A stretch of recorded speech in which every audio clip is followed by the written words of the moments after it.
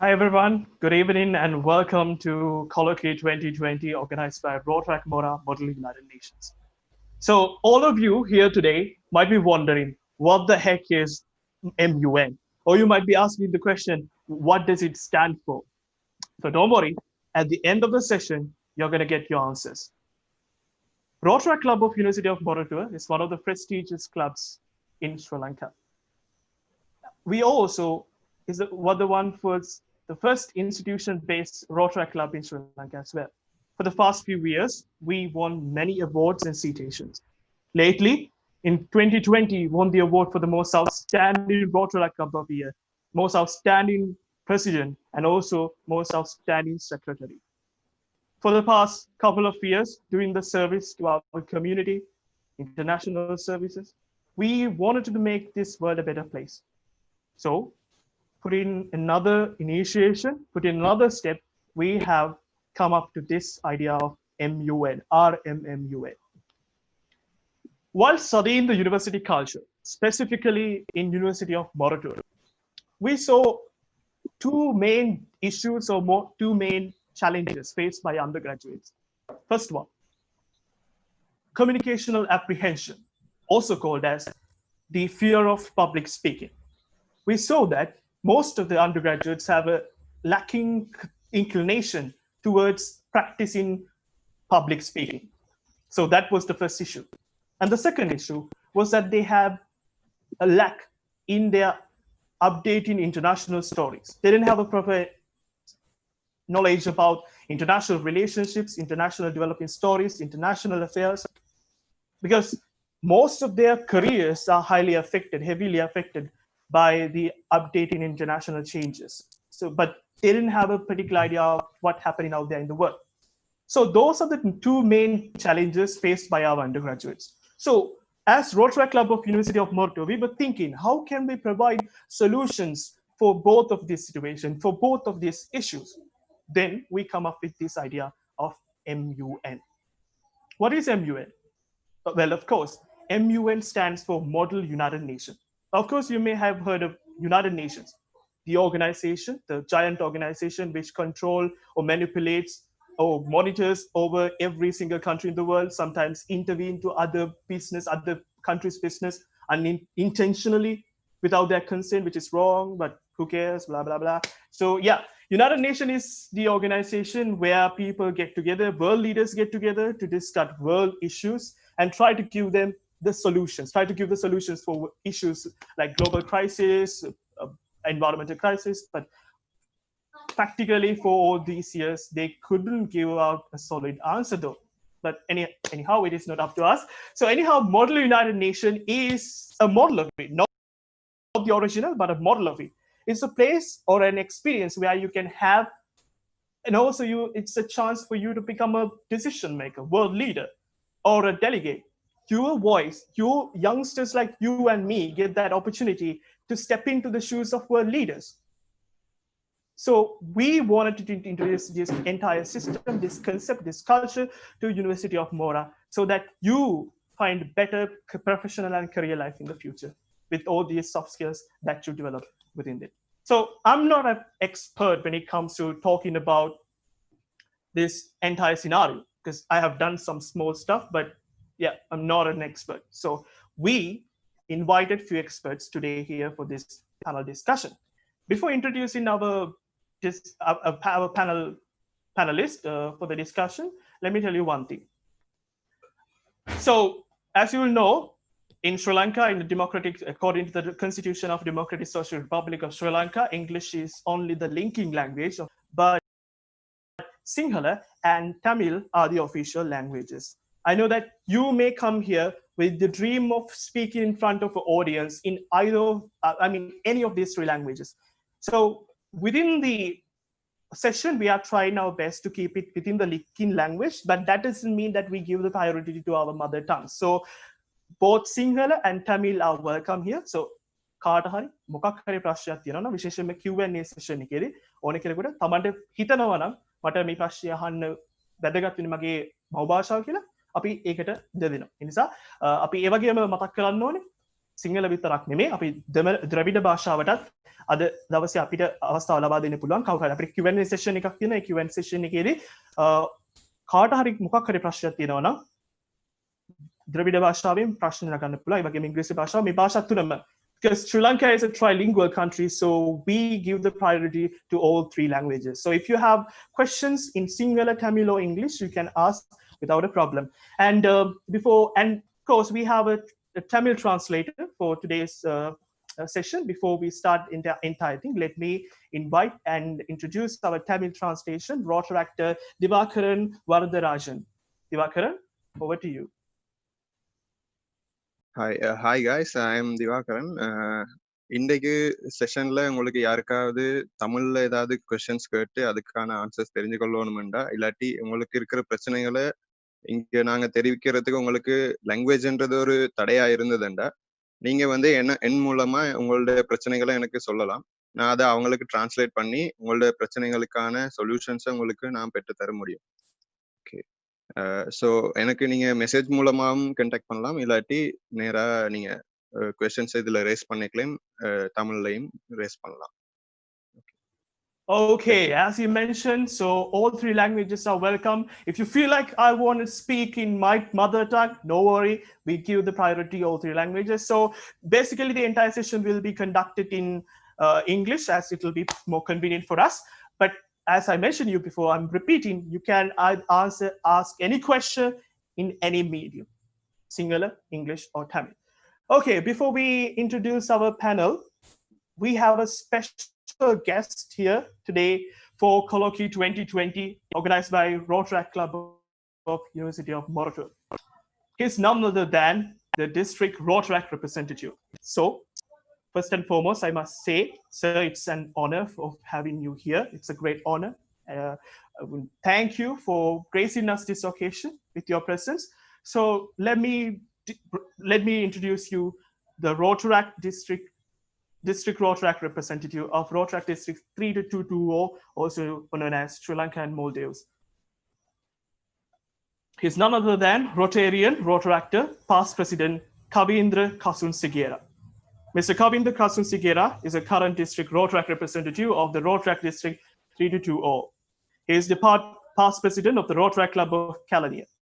A former Anandian with his bachelor's in administration, international business, and his master's in strategic marketing, he has paved his way to be a successful business development sport executive manager over the years. He was also a TV presenter and news anchor of the Sri Lanka Rupani Corporation over 7 years. So, Rotaract past President Kavindra Kasun Sigera, District Rotaract representative of Rotaract District 3220, Sri Lanka and Maldives. Over to you, sir. Thank you very much. I hope I'm audible enough. Could someone just give me a little thumbs up? Yeah? I hope I'm audible enough. Yep, we can properly. Okay, great. Thank you very much. First and foremost, a very good evening to all of you. Aiban, Vanakkam, Assalamu alaikum. It is indeed an honor and a great privilege to talk to all the Rotaractors, the budding Rotaractors of Rotaract Club of University of Mora. And well, before I go into speaking to all of you about today's project, something I wanted to highlight you is current context is moreover looked at as a gray area, a gray period for all of us, because there is so much of unclear areas, there are so much of things that we needed to figure out, and it definitely is testing all the leadership at all levels. So the ability of us to come forward and find a solution to the currently experiencing problem is what I would define as a leadership. Because leadership, especially when you're dealing with youth, it's something that needs to be very dynamic. So first and foremost, understanding the timely importance of developing youth as leaders, and also understanding that this youth leadership that we always talk about in multiple forums, but rarely attended to giving a solution. Uh, Understanding there's a lack in terms of grooming such leaders is something that I really need to appreciate. So cheers to all the Rotaractors of Rotaract Club of University of Mora, first and foremost, in coming out with such a tremendously timely, important uh, project that can give a solution to something that I see is a major area that we are lacking, which is developing a set of skill set among Rotaractors and also the youth in common grounds, which is required by industry, by society, and by as a nation overall. Well, that being said, so I was asking our president, Samila, okay, what is it that I need to touch upon at a already informative session, with seeing the panelists that are there for today.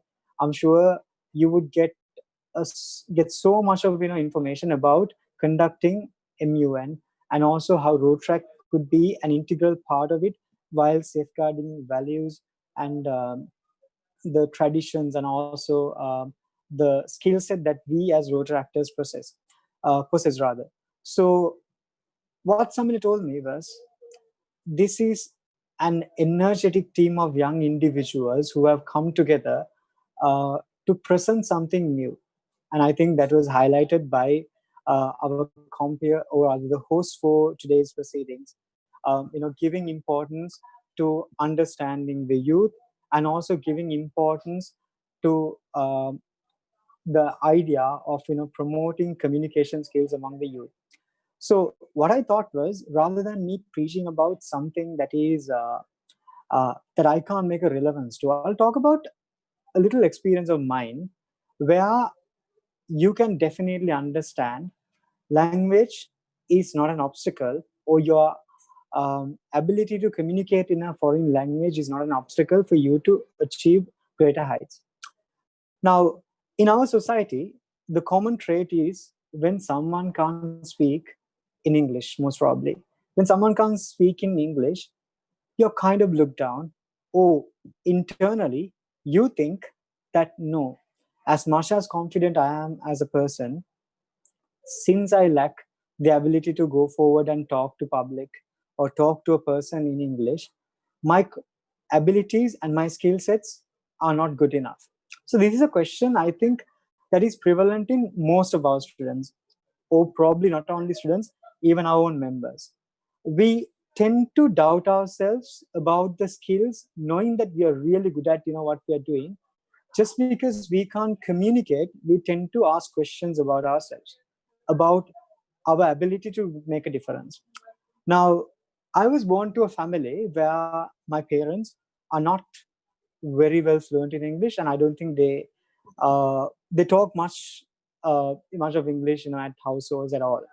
So the challenge was being from like uh, a non-commercial, or I would say non-metropolitan area, to come forward and to develop a skill set to compete with the rest of the world, and even try to go international while developing a foreign language which is not my household language.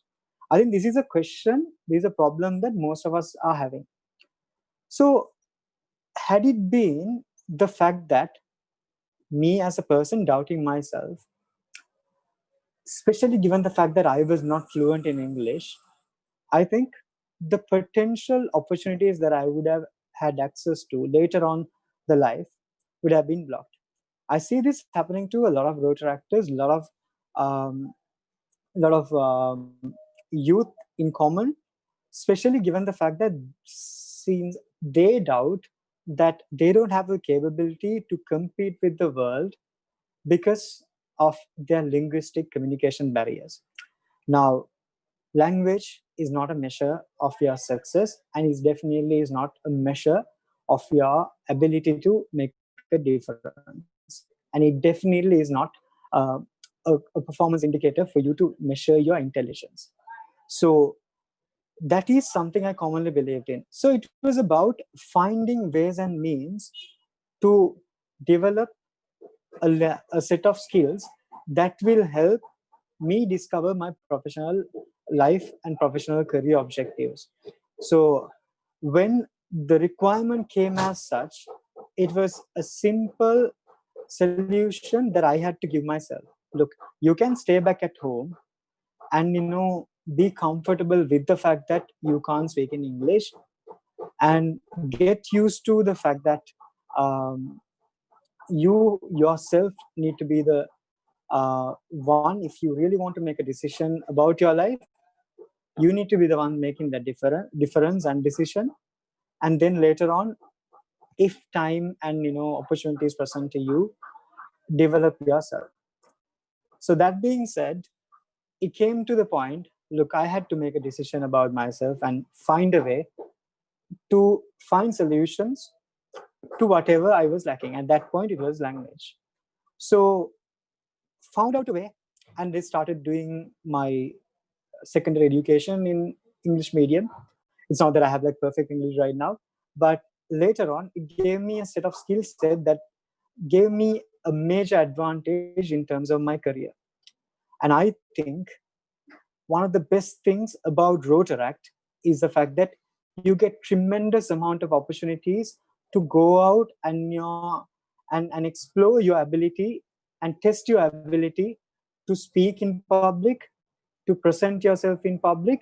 And especially my vision for Rotaract for the future is a Rotaract to be rebranded as a movement that promote professional development for the new budding youth of our country. It really doesn't matter where you're from. It really doesn't matter which social economic background you're from. It really doesn't matter which sort of an education that you've been exposed to.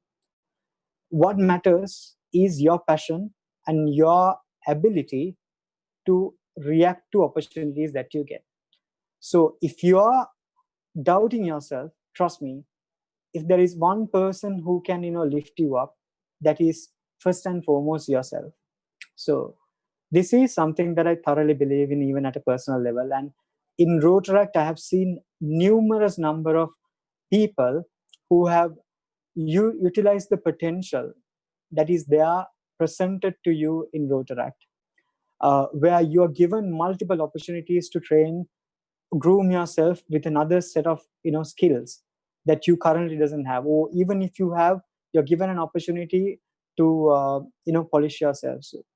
So Rotaract itself is a university, and when it's coupled with something as good as MUN, where you get the ability to represent courses, represent communities, and you're given a chance to speak your opinion out, I think that itself is a wonderful combination. So this partnership that we are looking at in terms of bringing the elements of MUN, which I think is filling a gap that hasn't been there for almost 10 years. The last MUN Rotaract related event was about a decade back, if someone could correct me. So it's about time that we wanted to make that decision. And I'm so grateful that Rotaractors of Rotaract Club of University of Mora has taken the initiative to build this partnership, which is definitely going to be beneficial for Rotaractors, for the youth of this country, and to each and every student, I think, who wants to discover themselves while not making language a barrier for them to reach out for further goals in their life. The message I could give to each and every one of you is very simple. Look, all of us are born to different social conditions. Some of us are given better opportunities or better starts, but the way you end your journey is a decision that you take. So my humble invitation for you is, if there is a single Rotaractor, if there is a single human on this earth who's doubting themselves just because they are not given grounds to compete with international arena or even with local arena, just because language is a barrier, just because your ability to communicate in public is a barrier, if there's one person who can make a difference, that is yourself. So it doesn't matter where you start, What matters is where you end. So for you to make that decision of where you want to perceive your dreams, perceive your careers, perceive the paths for your careers, it is entirely a decision that you have to take. And Rotaract, as a movement, as being one of you who has started, my journey also some time back, being one of you, the assurance that I give you is Rotaract will be a platform that will definitely develop you. And anything else that stops you is something that you will get opportunities and support from within the movement. And now that we are talking about Rotaract and MUN being partners and being presented to you in a novel experience, I think you've been given a gift that I wished I had some time back. So you have the opportunity, you have the stage. It's a matter of you making the decision and making the best out of yourself. Make sure you stand for causes, make sure that you go ahead, take leadership, conduct initiatives, take the leadership where it matters, rise when there is a need for service, while making sure that you professionally equip yourself. Professional development in Rotaract is an avenue where you can get something back to yourself while you serve communities. So you are the cream of this nation. You're the wonderful crowd that could make a difference, and now you are given an opportunity to make that difference. So make the best of it, and this is while assuring the best support that we can give at any given time. Each and every one of you is an asset to this country. Each and every one of you is an asset to this movement. So we thoroughly value you. So make sure that the opportunities that are presented in Rotaract, the opportunities that are presented via the new coalition between MUN and Rotaract is well used and well utilized, and is something that can gift a next set of leaders to this beautiful movement and also to this beautiful country. So I wish you guys all the very best. Thank you very much for taking the leadership in bringing out something novel, which I think we thoroughly needed for a long time period. So thank you very much for being the leaders who absorbed the change, who had the gut to, make dynamic decisions in absorbing the change and being the agents for change. So thank you very much. I wish you all the very, very best in all your future adventures and endeavors that you take on. Rotaract itself is a fraternity. If you need support, there'll always be support. It's just a matter of you asking for it. So make sure in this year where we open opportunities under the Rotary International President's theme, where Rotary opens opportunities, let's make sure we discover ourselves, we discover new leaders, we discover new passions, and we gift ourselves with the skill set that we as a country needs. So wish you all the very best. We can make sure that we bring in the change that we want to see in our world. Good luck, and make sure join in our journey where all of us, the 5,700 plus Rotaractors island-wide, join in our journey where all of us utilize our strength in diversity and strive forward as one. Let's strive as one, and I wish you all the very best in all your future endeavors. Good luck, and make sure that let's continue the good work that we have always been doing. So over to you again. Thank you very much. Well, all right. That was the Rotarian Rotaractor past president Kavindu Kasun Sigera. And he was the district Rotaract representative of the district Sri Lanka and Maldives. Once again, thank you, sir, for your participation and your inspiring words. And he emphasized one of the two main importance in this entire session. And one of them is that your language doesn't matter, your voice matter, your idea matter. So as long as if you have the gut to say that you have voice, and if you have the confidence to be heard, that is what matters. And the other important factor is that the joint venture of Rotaract and MUN, because Rotaractors, you go to island wide, you know the real people, you know the real people's heart. With MUN combined, you can bring that to international level. You can really provide solutions, solid solutions to all the people in our country, and make this country a better place. Once again, thank you, Sir DRR, for participating here in this session of Colloquy 2020. All right, so now the moment that you've been waiting for. As I mentioned you before, I am not going to be a perfect candidate when it comes to talking about this entire scenario. So we have invited some professionals, or rather 3 experts in this regard. Well, when it comes to experts, you might be picturing some sort of a old guy wearing spectacles with a big beard, big gray beard, wearing a blazer or something like that. But no, these professionals, these experts are just like us, you and me. They think radical just like us. They're just youngsters just like us. They play stupid or play dumb half time just like us. So, but then again, they have done something else apart from their academic career or extracurricular activities, and they have come to this level where they have excelled in MUN. So we have invited 3 representatives from the 3 different eras of modern UN culture of Sri Lanka: a graduate, an undergraduate, and also an expecting graduate. Oh, that came out wrong. So expecting as in the sense a graduate and undergraduate to be. So he's just after schooling. So yeah, sorry about that. So we have 3 generations of MUN culture in Sri Lanka. So let me introduce the first panelist of the day, ladies and gentlemen.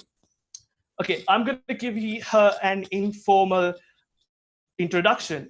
As soon as you see her, she has this sophisticated, elite elegance look. So you might be afraid to speak with her at the very first because you might think she's somewhat superior. She won't talk to us. But when you speak with her, when you talk to her, you won't find another humble person like her. She's very humble, and also she's very, very complimenting all the time. So she is a very kind person after all. And in most of the time in Sri Lanka, when people climb the social ladder, they forgot the people around their neighborhood. But she's not like one. She has already climbed the ladder, but she is very humble as ever. So without a further ado, let me give the formal introduction of our first panelist. She's a youth empowerment advocate specializing in the niche area of youth empowerment incubation.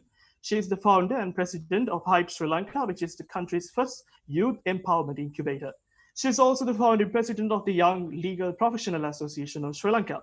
She was appointed as the United Nations Youth Delegate for Sri Lanka in 2016 in recognition of her community service. In this capacity, she has worked as a youth focal point in the National Youth Services Council and the Ministry of National Policies and Economic Affairs.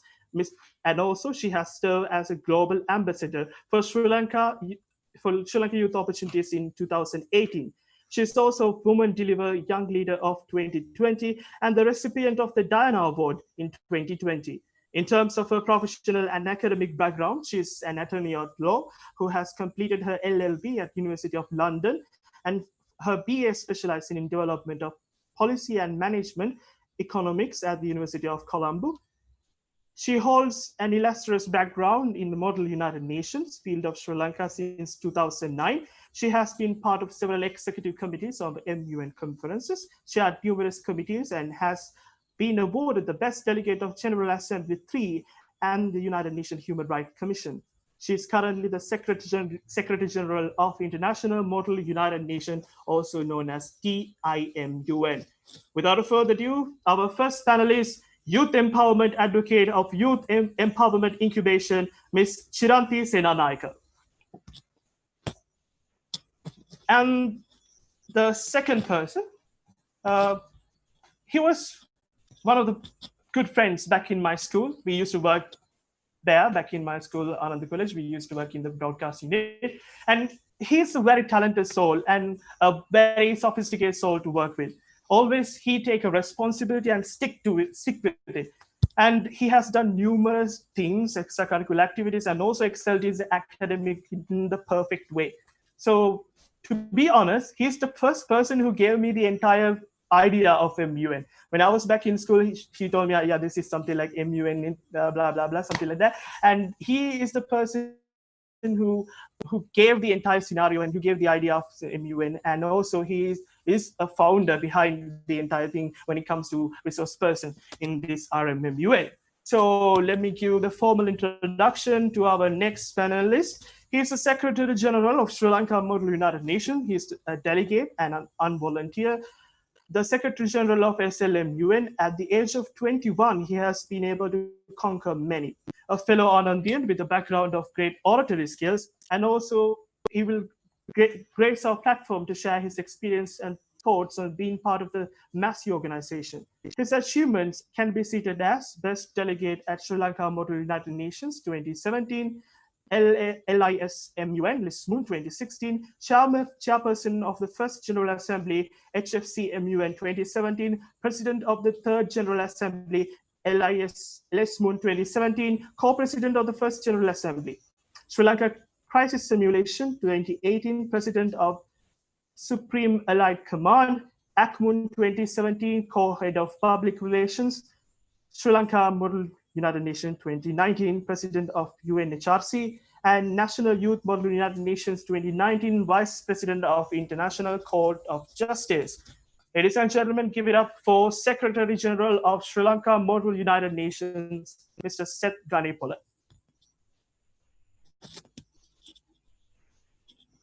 And the last panelist of our today's session, he's a very young person, but of his young age, he has achieved many things related to MUN. He's a very good speaker. I got to know him lately, but I have been heard of many stories about him. He's a talented person, and also he's a budding icon in the Sri Lankan MUN culture. So let me give you his formal introduction.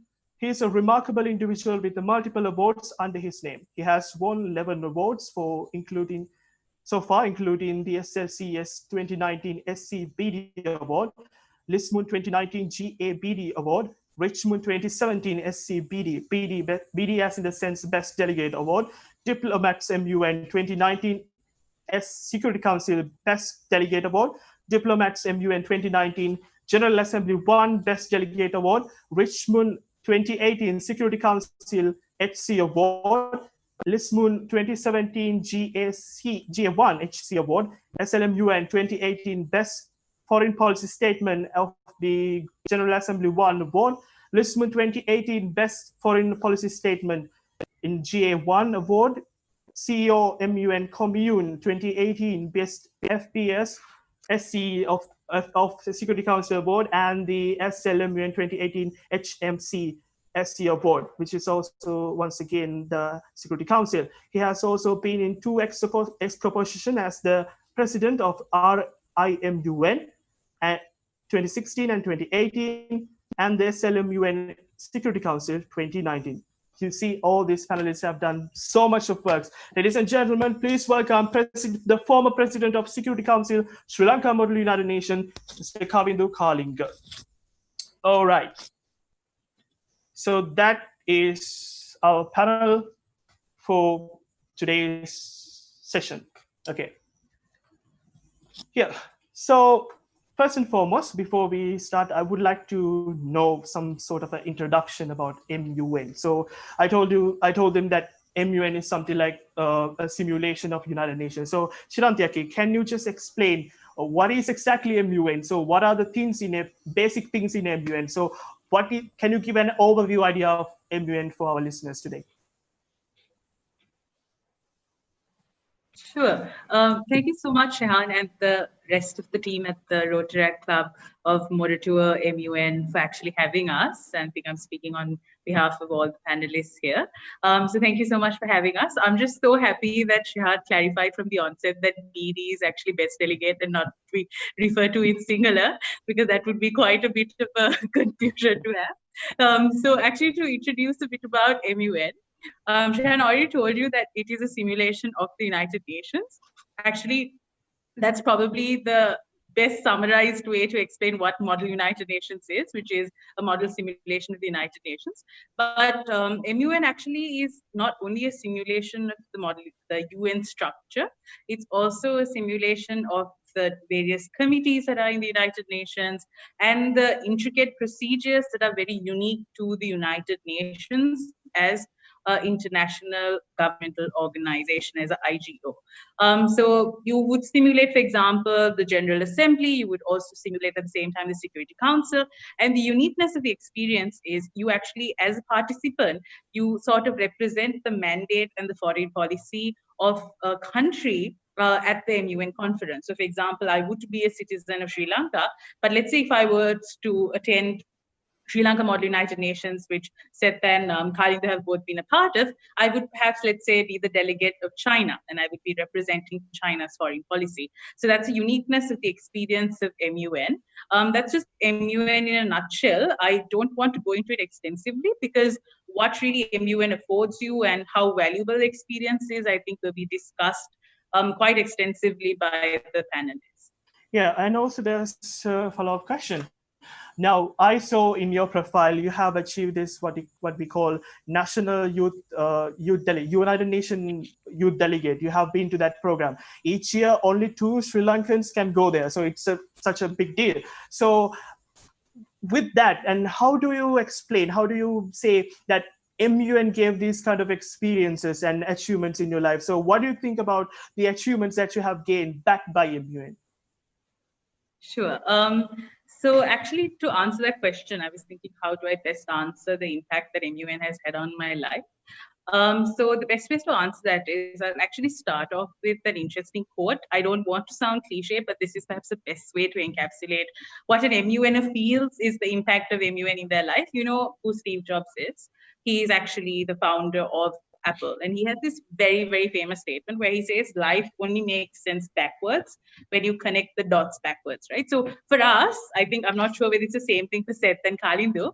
As you get older and older in life, you sort of understand why the impact of things on your life that you've done before. So when you are at a stage right now, you think back and you are very grateful to the fact that you've been a part of the MUN circle and the MUN system in Sri Lanka. So what I would like to share in terms of how MUN impacted my journey as a human being, I would unfortunately have to talk a bit about my humble achievements. So if I come across as in a Marcia Gahana again, and I'm really sorry about it. It is not to boast at all, but it's just a short of link and show you as how my humble journey as a person was impacted by MUN as a whole. So the first thing I want to talk about, I think this will be later deliberated by the other panelists as well, is how MUN taught me to have an absolute love for the podium and to be very comfortable when you are, thrown in the limelight. So this actually goes back to my first speaking experience in school. So something that not a lot of people know about me is that, so I studied at Ladies College, but I didn't study at Ladies College from grade 1. I actually studied in a very small school in Kegal called Royal International School. Our school was so small that it was, you would see those schools that you, in those typical villages that are portrayed in movies. So I studied at Royal International School, and when I came to Ladies College, my English wasn't the best, and I was okay, but it really wasn't as polished as it could have been. So I remember my first speaking experience there was an MUN simulation in our primary school when I was in grade 5. They had like a MUN conference during the intervals. So it was a half an hour MUN conference, and it was a GA1 simulation, and I was supposed to be Iran. And you know how Iran is very notorious when it comes to its nuclear usage, or nuclear power usage rather. So I was actually supposed to give an opening statement, or perhaps like a speaker's list speech. That's a statement that you give explaining your country's stance on the topic for any MUNers that are here. And I remember I went up to the podium and I was sweating and I was really, really nervous that I didn't know what to say. And I went and I said, I actually couldn't speak in English very well. So I said, Aiboan Maganam Chiranti. So that for anyone who is a Tamil listener here, so that what that means is, hello, my name is Chiranti. And then I immediately just went and sat back down because I didn't know what else to say. So that experience is absolutely, it was very scary for me. But at the same time, that completely took away the fear of public speaking, because the thing about public speaking is until you speak in public, it seems like a really scary thing. But when you do speak in public, you realize your competencies and capacities. So one thing that helped me when it came with how MUN helped me rather is by creating a love for the podium. And the second example I want to take is what Shehan just mentioned. So this is actually perhaps an announcement as well for anyone who's interested in applying for this opportunity. So the National Youth Services Council every year sends 2 representatives, 2 young people, to the United Nations to represent the country as youth diplomats in General Assembly 3 of the United Nations. So it's at the headquarters, and you get to deliver the youth policy statement on behalf of your country. So how MUN really helped me was now before my year. So I was appointed to the United Nations Youth Delegate in 2016, and the practice was before my year you had to be at least an undergraduate to be able to secure that position. So I was straight out of school. And the only thing I've done is the fact that I've actually volunteered in a few organizations. And from 2009 onwards, I have had a bit of an exposure in volunteering. And honestly, the only thing that helped me at those interviews was one, the fact that I had done MUN, because Model United Nations actually gives you exposure to and it's actually a simulation of what the United Nations is. So the panel was really impressed and quite how taken back by the fact that I had experience in a simulation of the United Nations. So that really, really helped. And what also helped is the fact that because when you do MUN, you have to sort of shape research so that you don't go and sort of you don't go and actually just make a fool of yourself at an MUN conference. So you do a shape bit of research at least the night before. I don't know whether that's the case for Khalid and Steph, but for me, I was very last moment with my research. That's the case with me. Yeah. Pretty sure Khalid is not like that. Yeah, so that was so because of that, when you are in touch with what happens in the international arena, a lot of the questions they asked me at the interview were related to IR. For example, I remember in my year they actually asked me what was my opinion on Brexit. So that's British exiting the EU. So this was actually the start of Brexit, right? 2016 was when Britain was very strong on about actually exiting the EU. So the interesting thing is, I was only 20 years old back then. And so this is just a very humble declaration. Because of MUN, I was able to be the youngest person in Sri Lankan history to represent Sri Lanka at the United Nations. And that was purely because I had MUN. So that's really just an example of how MUN helps you. That is just not to say I'm awesome, but that's just to essentially say that MUN really. The thing is, now I personally I've been to that interview last year. Yeah. So I talked with most of the interviewers, and they were and interviews as well, and most of them were there they have faced to that in particular interview 5 times or 4 times, 5 times. That will be the minimum. Yeah. But you just after finish your schooling, you became the United Nations Youth Delegate of Sri Lanka. It's such a big deal. I think our audience can gain something because everything was dependent on her MUN experience. She had a lot of background, as she mentioned before, right? Yes, it really helps because when they ask you a question about anything that is related to international relations, your mind is able to come up with an answer and you are able to sort of relate to your current affairs knowledge because you do MUN. See, when you are that young, you're never the type to watch 7:55 news on the channel, or you're never the type to read a newspaper. I mean, you don't really go through that phase when you are in your 18 to 20 years, right? I mean, I never did. I don't know whether there are more refined, sophisticated youngsters now. So that actually what really helped is the fact that you had research at the back of your mind. So that's a second example. And the third thing I wanted to tell you is because I'm sure we have a very mixed audience today. And I'm sure there are a lot of students of Mora Tour and other viewers who are very interested in taking an academic path, in taking a very study-focused path. So MUN actually really helped me in terms of my undergraduate studies as well, because the thing about international relations is it's so interconnected with whatever subject that you do. I mean, even if you are doing engineering, there is also an international factor in it, because of course your national engineering practices are, for example, impacted by, let's say, international standards, right? So IR is like a universal, more or less a universal subject that applies everywhere, and your experience of international politics, international relations, and your knowledge really helped me, for example, to get through undergraduate studies. So I did a mixture of econ and law. So, for example, when I was at arts faculty, we had an international relations module. And it was really easy to grasp concepts like sovereignty, like, let's say, mutual respect, because those ideologies we've already done through MUN, right? So that's another example. The final example I want to talk about is my journey as a volunteer. I actually started volunteering back in 2009. And this was a very, very unique experience because I was part of a group of students who actually traveled to Mullatiu. There was a rehabilitation center there for former female soldiers of the LTTE. And that opportunity was also given to me because of my MUN experience, as in I was networked with volunteers, and a group of us formed a student, like more or less a collaboration, and we went and worked with the Sri Lankan Army. So that's an example of how MUN actually even introduces you to volunteering opportunities, which then opens up avenues for various things, right? To even, for example, let's say start your own community project. So those are the four main incidents I wanted to share. And the final thing I want to say is MUN, the purpose of MUN is to create what we call diplomatic accountable leadership.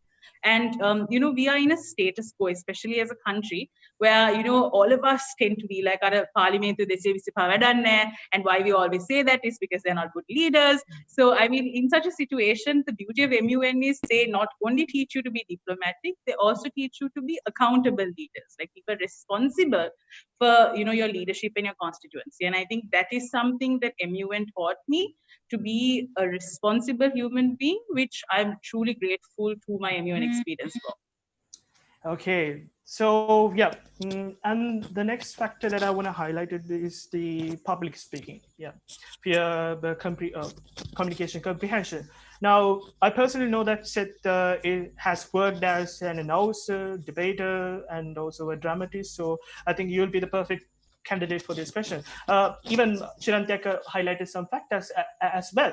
So what do you think when it comes to public speaking? So how do you surmount the barrier of communication apprehension?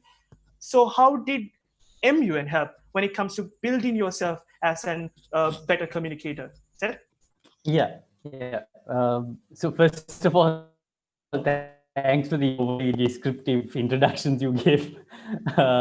And also talking about debating, doing MUN and public speaking, all three of us are, I think, equally qualified and in talking about public speaking, because I know Chiranti did MUN and debating, and Kalindu has done debating and MUN as well.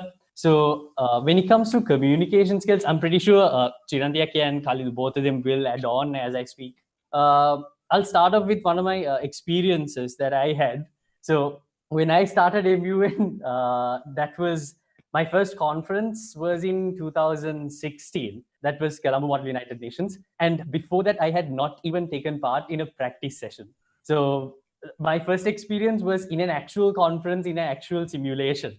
I went inside the committee, and I didn't even know where to find my committee. Someone pointed me towards the direction where the committee was in. I went in and I suddenly asked them who the delegate of Argentina is, which was me. I was supposed to be the delegate of Argentina, and they were confused as to who the delegate was.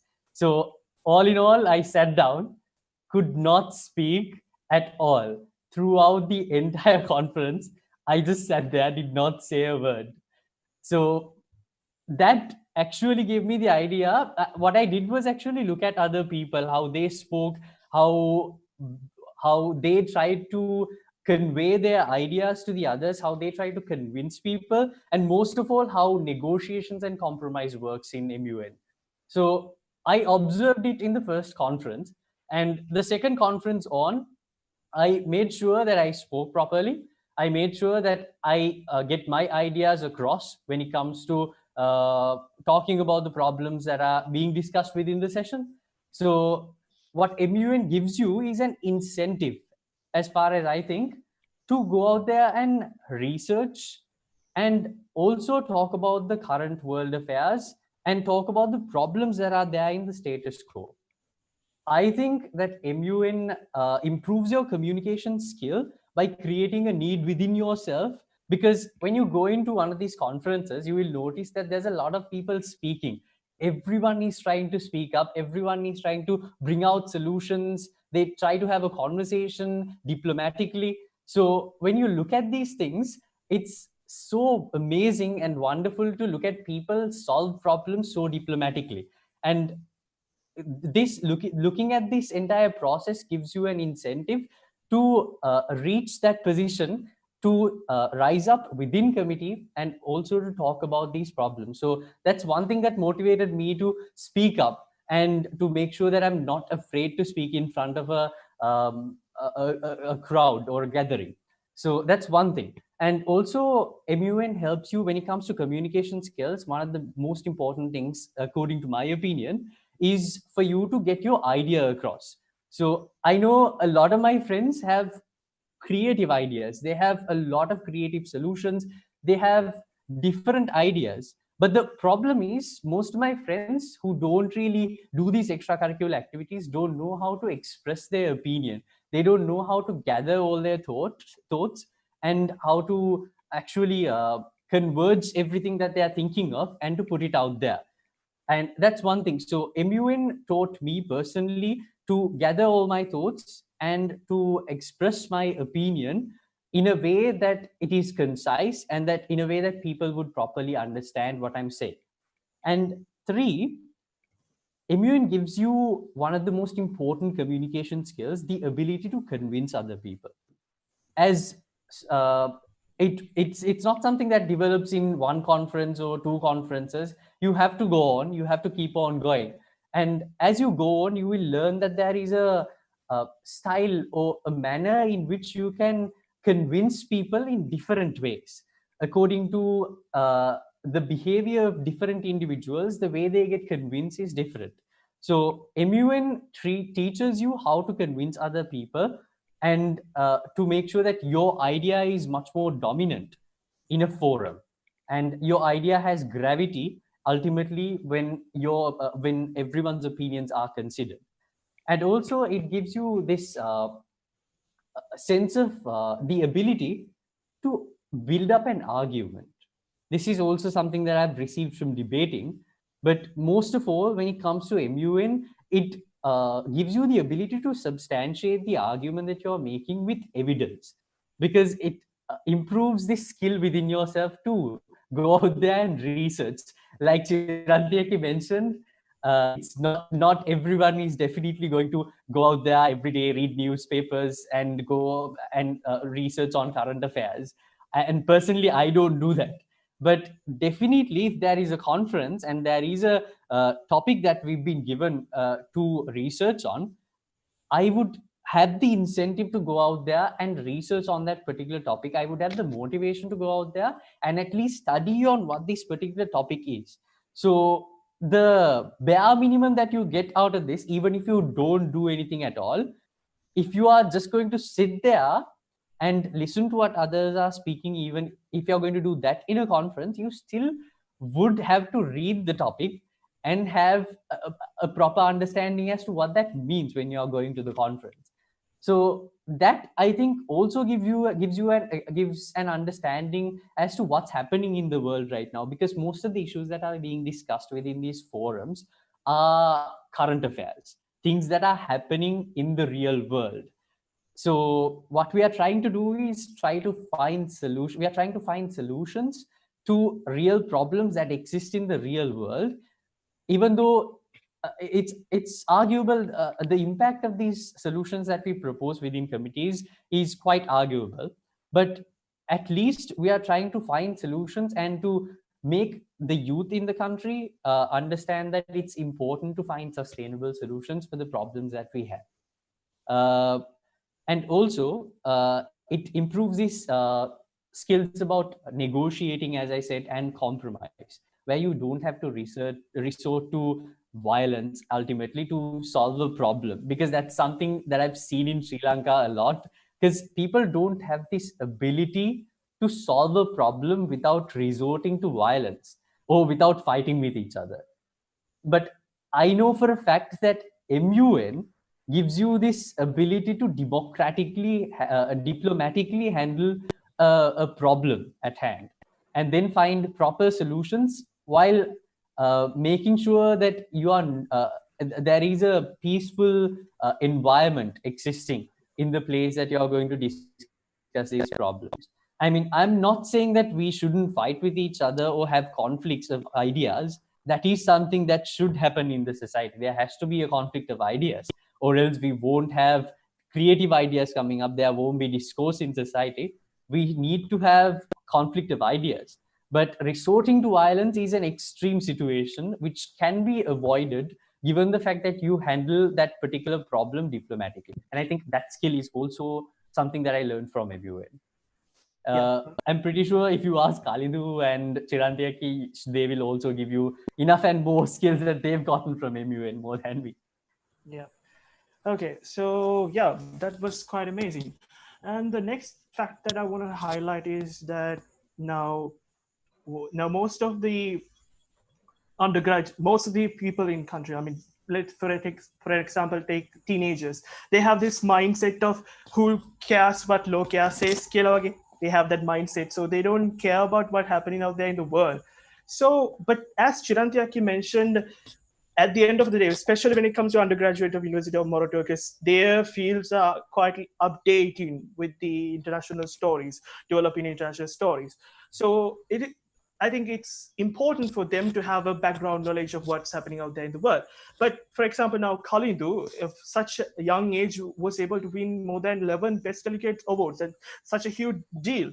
So as a youngster, as a teenager, as I mentioned before, with the mindset of who cares what low care says, how do you cope with that situation? How do you grasp that required updated international knowledge through MUN?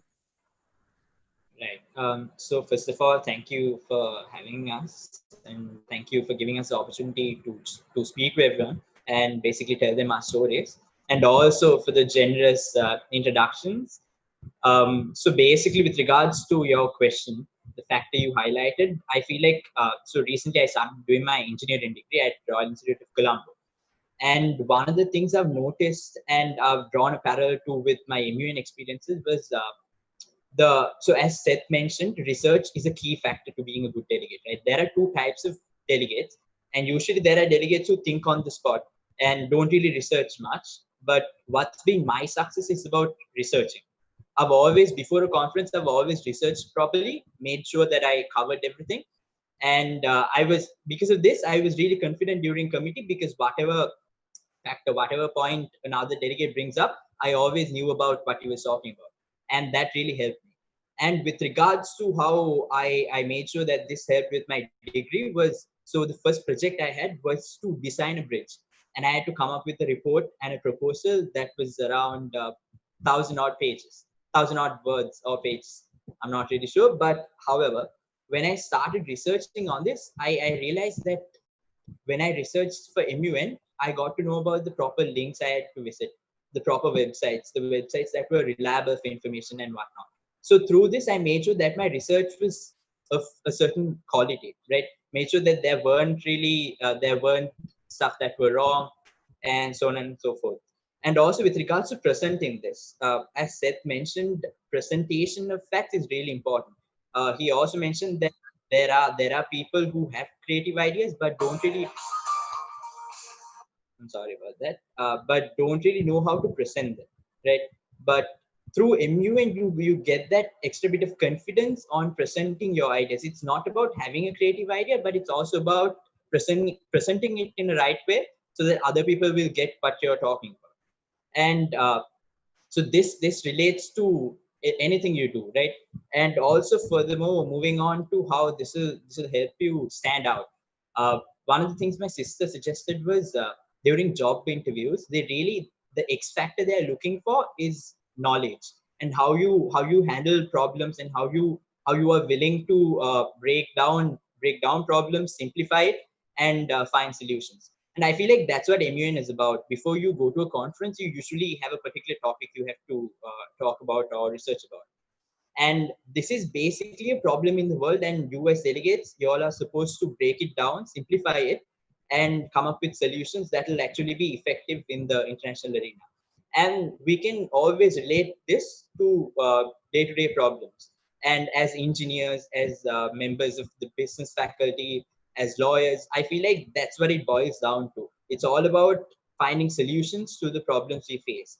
And I feel like MUN has given me the confidence to voice out my opinion. Even it can be a bad idea, but the only way to figure that out, or the only way to find that out, is basically to present it. And if it fails, it fails. That's okay. And then you try again, and then you go with another solution. And I feel like MUN has helped me a lot, not just MUN, but debating and all the other extracurricular activities you do will help you in this regard. And also, one more thing I have to highlight was MUN gave me a passion for law. I didn't really start a law. I want to do law in the future, but I didn't really start anything. But something I realized was nowadays in the international community, for example, law is really important. Even if you do engineering, even if you do business, or even if you're into medicine, law will be a key factor that people will need, right, to be successful. For example, if you're an engineer, you will always have to know a little bit about contract law. That's just a small example. But what I'm trying to say is stuff like these are the factors and these are the skills you pick up through MUN. If you're not really, because as Shiranti, Aki, and Seth mentioned, I mean, we aren't really the kind of group or the kind of people who will really stay with our grandparents and our parents and watch news, read newspapers as they want us to. We're more into, I don't know, we're sort of modernized, and we don't really do that. But through MUN, you have that extra bit of reason to follow up on international affairs, uh, on local news, on what's happening in the parliament and whatnot. So yeah, just to sum it up, I feel like doing MUN will really help you, and it has helped me, and I'm sure that it has helped Shiranti and Seth as well. And I do, and like I would really love it if we could. One of the other problems I've noticed recently was that the standards of MUN have been dropping, and this is not because of the quality of delegates. It's just because of the number of people who are not interested anymore in doing MUN.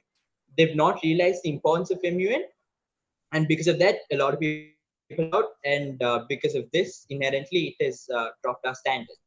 And I feel like if we can get this through to other students, other individuals, our friends, we could always bring the standard up and bring it up to where it was about 2 to 3 years ago.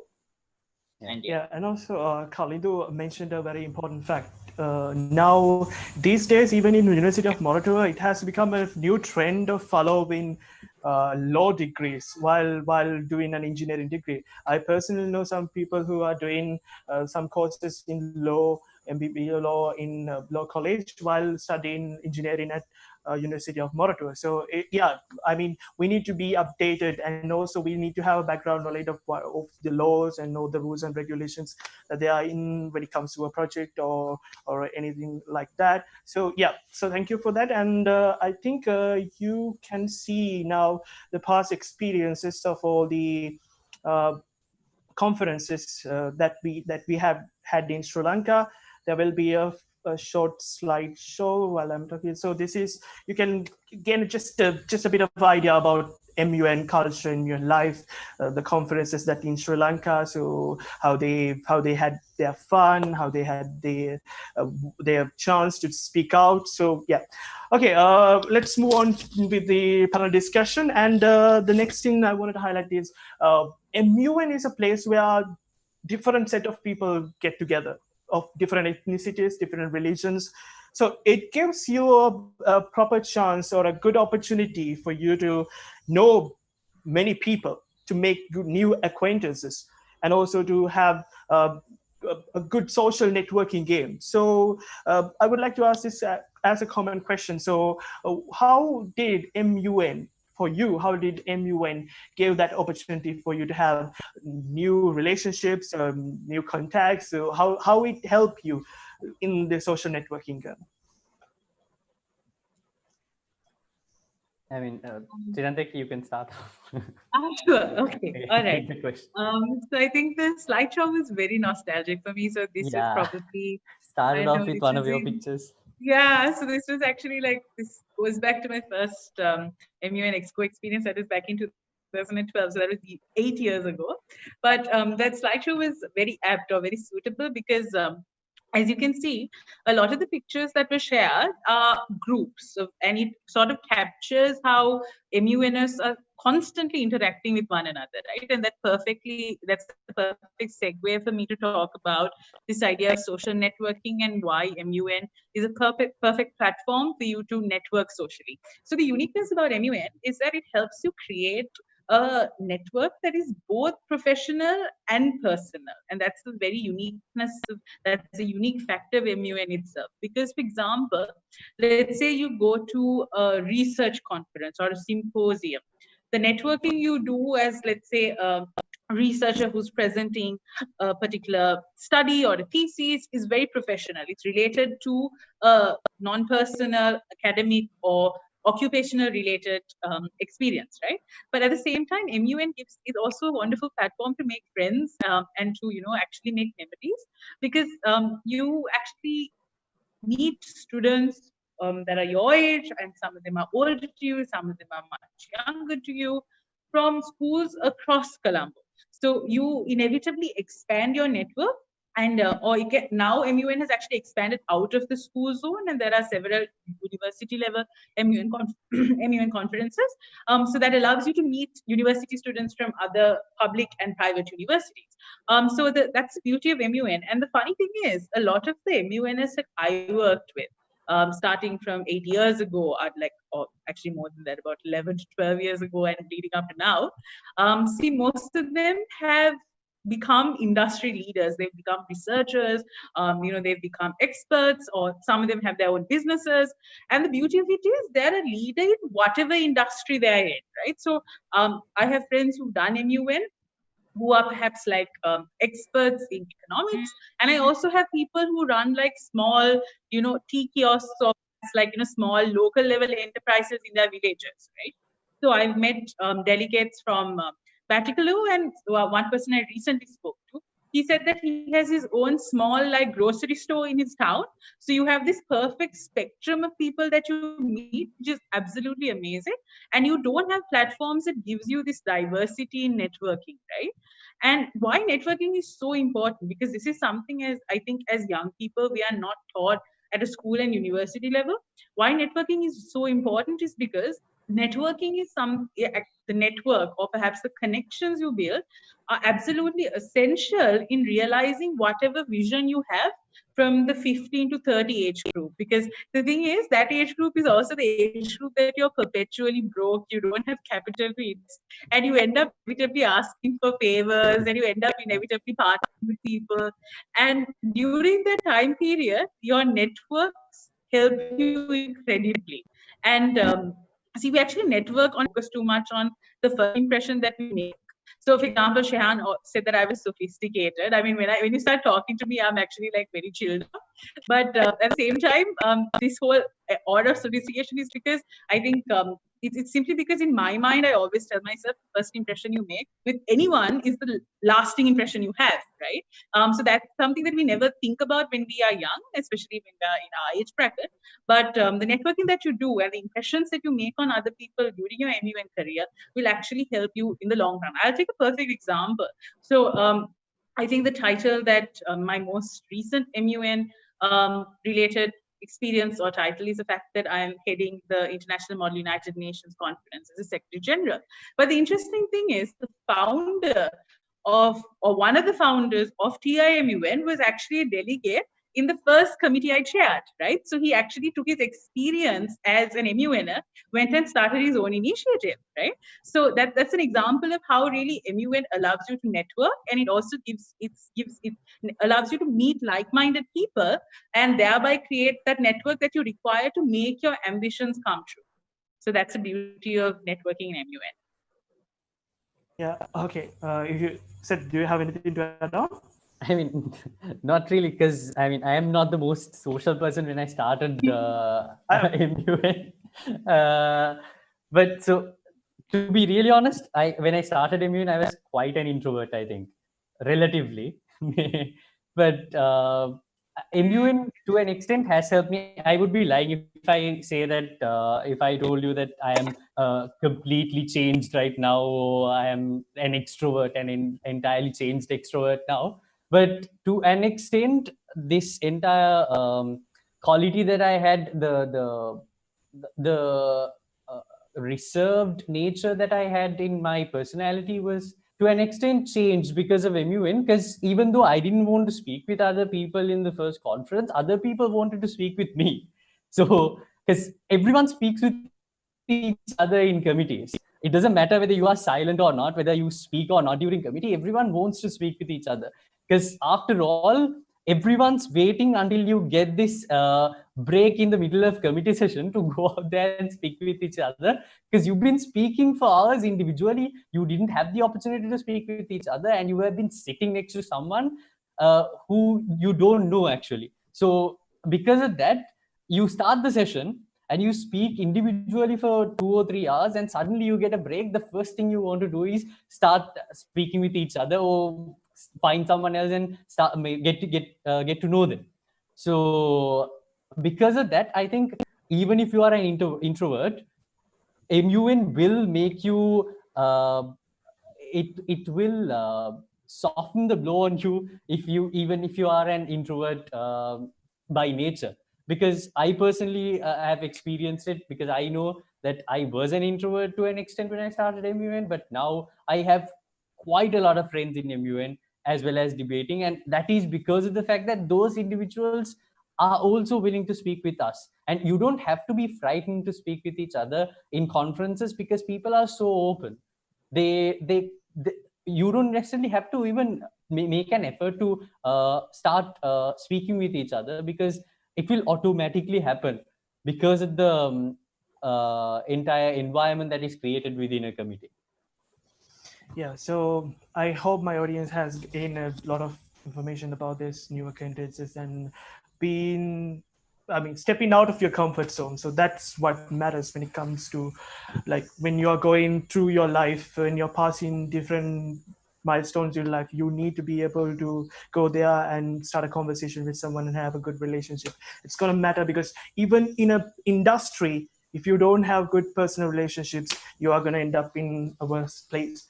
So when we are talking about this entire scenario, someone might get an idea, oh, this is always about professionalism. It's all about wearing tie in a place and standing with each other and talking about stuff and diplomacy. They might think like that. Is it though? Is it just about diplomacy or professionalism? I would like to impose it as a common question. Kalindu, do you want to take? Yeah, Yeah, I I mean, think I should start. yeah, I mean, I feel like a lot of people from the outside view us as, you know, professional speakers and all of that. But it's not really that. During the 3 days of debate, it might be, but that also during lunch breaks and all of that, it's all about socializing. I just wanted to touch up on that a bit as well, because during, I feel like it's the same thing for Seth and Chiranti, probably not. But during our first few conferences, I didn't speak, right? The first day of conference, what I basically did was I just sat with my friends. No, sorry, my first conference, there wasn't anyone from my school in my committee. So I had to make new friends, right? So how I made new friends was, so we were seated in an alphabetical order with specific to our countries. And so both of us, the person next to me, the person on my right side and the person on my left side, all of us, we didn't speak, right? And we had to pass 3 days, right? We had to do something. And what we did was we just spoke about each other, what we were doing and all of that. And I made friends through that. That was probably the same thing that happened. It was the first conference and the second conference. It was the same story. But after that, I sort of wanted to step it up and I wanted to speak more. But during the first few conferences, that's what we did. During lunch breaks, we used to talk to each other, we used to run down, and we remained friends. And I feel like that's really important, because you're exposed to a different kind of different groups. You're exposed to different groups of people, right? It's very diverse. And I met Seth through MUN as well, and now we're friends. And I'm really grateful to MUN for making new friends, because I have friends up to date that I met through MUN, and the bond is still there. And you also something really informal, you also get to meet people of the opposite gender, and that's one of the main reasons we start MUN, for boys at least. For individuals from boys schools, I feel like MUN is that one place where you get to meet girls, right? And it's also different because there you have that extra bit of context to talk to them. It can be formal, you can tell them about your country, something like that, and you can start that conversation. In And that fact, can go a long way. That's a very lame way to So, start a conversation. yeah, I mean, Exactly. as the saying goes among guys, Yeah. it's you go for MUN for the girls and the food. But exactly, right. And but ultimately, what happens is the guys who don't get both of those things end up getting awards. end up getting awards, yeah. That's the story behind it. Yeah, Focus on what's important. Yeah, to be really honest, one of the reasons I chose to speak up was because of a girl. I just wanted to be more dominant. I'm just getting a little bit personal here, but I wanted to seem dominant in committee, right? And I feel like a lot of people who don't speak in committee, they respect those individuals who speak up and who are brave enough to take that opportunity and make the best of it, right? And that was one of the reasons as well. And yeah, to be brutally honest, that's why we all start MUN, but we end up We stay doing the it. friends though, ultimately. We stay for the memories and friends. But yeah, I don't necessarily agree with the fact that we are all formal and it's all about a formal session and formal days, 3 days of debate. It does include memories, it does include parties, it does include other gatherings and events, and you do make good friends. And Yeah. yeah, Yeah, that's what I see how far he has come. He wanted to find a girl from Immune Conference, but ended up having more than 11 awards of that delegates. So such a big deal. Yeah, and even also if you have, The interesting thing is if you apply its theory, where the boys who don't end up getting the girls and at the least food food. Yeah, end up winning awards, I'm assuming Kalindo has not been fortunate in that part. yeah, Very that's a low blow. unfortunate. That's a low blow.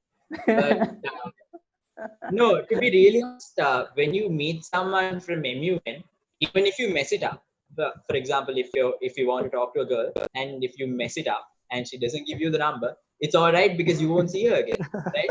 So no I obligation mean, at that's all. on me. I'm not talking about myself. I'm just it's on a general level. Yeah. So the point that you can take is you don't need to know about international relation if you don't want to improve That's yourself as a equally speaker. important. Yeah, if you don't know all, if you don't need all these benefits, if you need a girl, Immune will be a good friend, a good Exactly. platform that applies to the opposite gender as well. So yeah, that was about having fun during a conference. Yeah, That it's not discussion just to be about had. professionalism and diplomacy. You get to meet different kind of people and also have some fun, to dance, to sing, and to do some pranks. I have personally witnessed people doing weird stuff when I was saying teenage mindsets, but that is the wonder, that is the beauty of MUN culture. So that's what we as Rotaract Mora even want our undergraduates to have. So yeah, the next question that I wanted to ask from the panelists that so I think it's better if Khalid can answer this question now. If someone is a novice, as in the sense is very new to this concept of MUN, so he might be knowing the term MUN refers to Model United Nations today. So what sort of advices you would give them? Because as you are a young MUN who has started in the career as a young MUN, and I think you will be the perfect candidate for this question. So, what are your advices for them, for the novices or the someone who doesn't have a single idea about the entire MUN scenario? What would be the first step that they should take? Right. So as a first step, I just wanted to highlight this as Chirag and said both mentioned, as well as our guest speaker. A lot of people think that language is a must, as in you have to speak English in order to be a good delegate, right? But this is not always the case, as Seth mentioned and highlighted as well. It's all about getting your idea across, right? It's all about getting your opinion across and making sure that it counts, right? And this doesn't necessarily boil down to your knowledge on language or whatnot. There are another thing we've introduced in the MUN arena is to have trilingual committees as well as trilingual conferences. This might solve your issue I feel like this might solve the issue to some extent, but a lot of people depend on their language to take them through their career of MUNing and getting awards. But it's not always the case, and I just wanted you all to know that language is not always an issue. You can always pick it up on the way. I've learned a lot of stuff through MUN about my language, on how to improve my language, on how to be confident when you're speaking and all of that. So you to start MUN, that is not a must, and you can always pick stuff up on the way. But if you really want to get into it, it's all about that first step. If you want to do MUN, you just have to have that mindset and that passion for it. You can just start with a practice debate, with a workshop, and when you get the taste for it, when you develop the love for it, you can go a long way. And that's basically what I've been taught and what I've been teaching my younger delegates as well. That passion is really important, and that passion and that love will take you a long way. Okay, thank you. And the next, the concern that I wanted to discuss with you guys is that when it comes to University of Mora, this entire scenario has been highly discussed. The lack of soft skills in undergraduates, especially in state universities. So most of the enterprises, they're complaining that state universities undergraduates are lacking of those soft skills. So most of the time they might have a good degree from a good university, but then again that is not going to be enough. So how MUN can give a solution to this entire issue, entire scenario? How can it make a wholesome undergraduate, or how can it make how can it improve soft skills within the undergraduates to be perfect professionals, or to pursue in a perfect career? I would like to impose this as a question for all three of you, as I think it would be the last question for our session as well. So how would you think that MU will affect for your professional life, to be more importantly, to be a wholesome undergraduate? How to improve soft skills?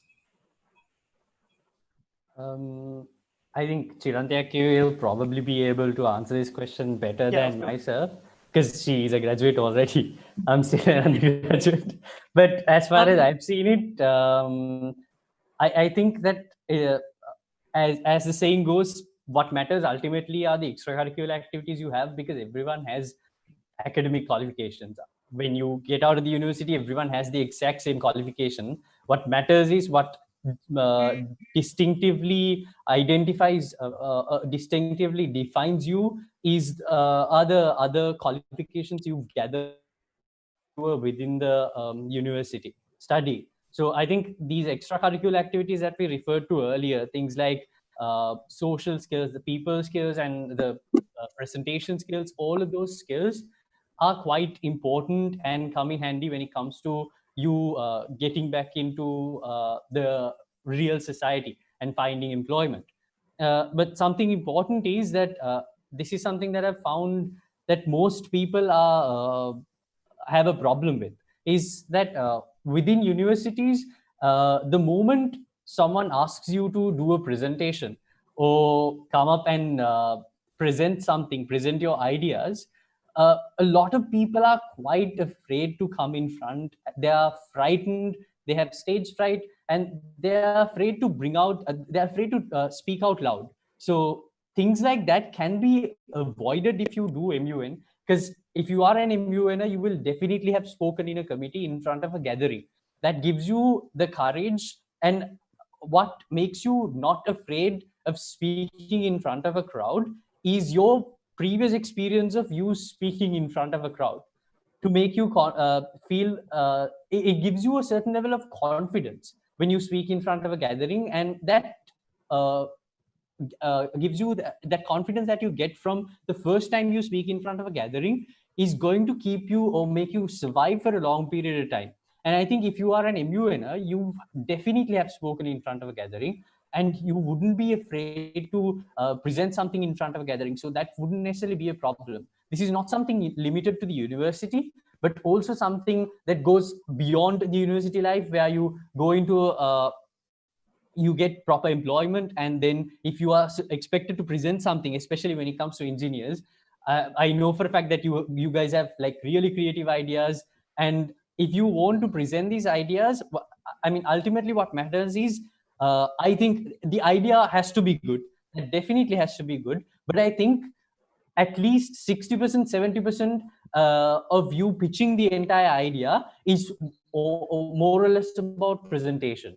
If your presentation is really good, I think you can pitch something really good, pitch whatever you have to a group of people and convince them that your idea is the best idea that they can go with. So I think those skills are quite important, but I think this can be extensively discussed among the other two panelists, especially Chirantaki. Yeah, Chirantaki, if you have something to add. Sure. So I'm actually going to share something that is a little, how should I put it, contentious to the general norm that exists in Sri Lanka, by starting off with a small anecdote from my life, right? So my father is a lawyer, and all his life he wanted either my brother or myself to actually take up his profession, or rather his practice. And so ever since I since I was about to do A levels, he was always like, okay, you have to, you're going to be the one to take up the profession. You have to go to law faculty, Colombo, and you have to sort of take my legacy on. And the talk that parents give, no. So then I did my A levels as best as I could, and I got my result. So for law faculty of Colombo, the cutoff mark is 1.9. And that's the Z score that you require, the minimum Z score you require to get into law faculty. My Z score was 1.892, right? So I missed the entrance to law faculty by 0.008, right? So, so because of that, I was very lost in terms of what I was going to do. And my father was like, okay, you should go to arts faculty. You should really focus on that degree and aim for a first class. At this point, it was, this is actually quite a common decision that is in front of students who just pass out from school and are about to embark on their undergraduate education, which is really, do you lead a life that's purely focused on academics, or do you make the maximum out of those 3 or 4 years that you invest in your undergraduate journey? So what I did was, again, I'm just sharing my experience to tell you what it was like. The past 3 years was a very, very unique experience for me, because I studied at 3 separate universities, right? So I did my LLB and my attorneys at law, and I was also studying at arts faculty, and I was doing a BA in economics. So imagine I was running between 3 universities, and throughout that whole process, throughout all those 4 years, the thing that I heard from everyone was, you are not going to pass any of them, and you're not going to end up getting a class, right?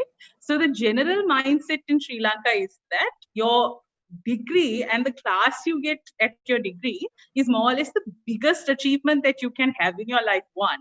And secondly, the mentality is that your degree and your class is going to purely determine what your life is going to be like after you finish your undergraduate education, right? And I'm telling you, this is probably the biggest lie that people are feeding undergraduate students these days. Because see, your degree is not going to, they don't teach you how to really go in front of an interview panel and convince them to hire you out of 100 other candidates. The degree that you do doesn't really teach you, as Kalindu was speaking about, how to ask out a girl or a guy that you like, right? It's not going to essentially teach you how to be a good parent. It doesn't teach you how to hold a job, because more than getting employed is the harder thing is to ensure you don't get fired. That's actually probably one of the biggest obstacles. So those factors are not taught to you at a university level. And I think that, see, the moment you think that the first class that you're going to get in your university life is going to be your biggest achievement, that's actually the first limitation that you are going to impose on yourself. So don't get me wrong, I'm not saying academics are not important. Academics are important, especially if you are thinking of taking an academic path, because I know in local universities, if you get a first class, that's a perfect entrance into the department that you study under as an assistant lecturer. So there are opportunities like that. But I also want to share something with you, which is the fact that the academic world, especially internationally, is changing. So the past year, I applied for about 5 master's scholarships, right? And of those 5 master's scholarships, I've had to write essays and applications, and I faced 2 interviews. And in those 5 application processes, I am not even joking, not once have they asked me about my academic achievements. Like there has not been a single essay in those 5 scholarship applications where they've asked me how really did you get your second upper or how did you get your second lower, right? It has always been about how do you network with people? How have you used your network to bring about a change in society? What have you done apart from your university academics? So the academic world internationally is looking for what we call a wholesome graduate rather than an academically perfect graduate, right? And why I say that is because before, if you take our parents' time, the degree was a defining factor of your academic, expertise, or it was a defining factor of the fact that you were cream of the society, as they call it. That's what my mother calls it all the time. So, but at the same time now, your degree is your basic requirement, right? Like, that's just a basic metric. The moment you get your degree, that's just like sort of the starting point. It's basically like your life, telling you, okay, this is the bicycle. Your degree is your bicycle. And you have to figure out how to ride it. You have to sort of figure out how to oil it, to maintain it. All of that comes from everything apart from what you study in the classroom. And that's something I really want to share, which is the fact that MUN really helps you to grow into a wholesome being or a human being. And what I really feel is that, like, the overarching message I want to give you is these undergraduate years of your life are, very honestly, this is me speaking to you as a former undergraduate, is probably going to be the most free years of your life in terms of independence, right? Now, as soon as you finish your degree, කෙල්ලන්ට කියන්නේ අනිවාර්යයෙන්ම දැන් බඳින්න කොල්ලෙක් හොයාගන්න, කවදාද බඳින්නේ, කොල්ලන්ට කියන්නේ when are you going to get the job, when are you going to pay back everything we invested in you, right? So those are the questions that you're going to get. So your undergraduate education is going to be the most independent years of your life, and it's up to you how you want to use it. So I would actually encourage you to experience as much as possible. And if you think MUN is something you want to experience, I think it's wonderful if you can join with the Rotaract Club of Mora Tour MUN, the MUN that they're organizing or hoping to organize. So I would really encourage you to take part and see if it's your thing. If you don't like it, of course, you don't have to new, but you would actually, lead life knowing that you participated in MUN, right? So that's actually what I wanted to share. Yeah, I mean, most of our lectures might even they try to emphasize the fact, but we don't listen that much. We think that we are from a very radical era and radical generation. But you see by their voices, you see that your GPA, your 4.2 GPA, yeah, it will be a requirement. It will be an extra factor, but it's not going to be your deciding factor of your professional life. So most of our undergraduates, even in University of Mora, think that having a GPA of 4.2 will secure their future. But unfortunately, it's not the reality out there in the world. It was the reality before 20 or 15 years ago, but it's not the reality now. So after all, we had a nice and a fruitful conversation with our 3 panelists who has excelled in all these regards when it comes to MUN. So I think that's it from the panel discussion. So, and once again, thank you, Seth, Shiranteki, and Kalindu for sharing their experiences. Rather giving advices, they share their stories. That's what matters. We don't listen to advices. We don't like to hear advices from someone, but we love to hear someone's story, because stories always inspire us. So thank you for sharing those personal stories and experience. It was quite amazing. That's what we needed during the conversation and during the panel discussion. Okay, so ladies and gentlemen of our MUN audience, so now it's up to you. If you have any doubts, if you have any question, it's time for you to ask them. Don't worry, you can use either Sinhala, Tamil, or English, because we have a Tamil translator, because you have Sinhala translator as well. So yeah, you can ask any question in any language. We'll give you some time to ask questions. And if you don't feel like asking a question, you can always send the question to me. But we highly encourage you to ask questions. Just unmute yourself, say your name, and then ask the question, because that's what we want you to have. That experience of, rather than confidence, that confidence. Yes, I can do this. Yes, my voice should be heard.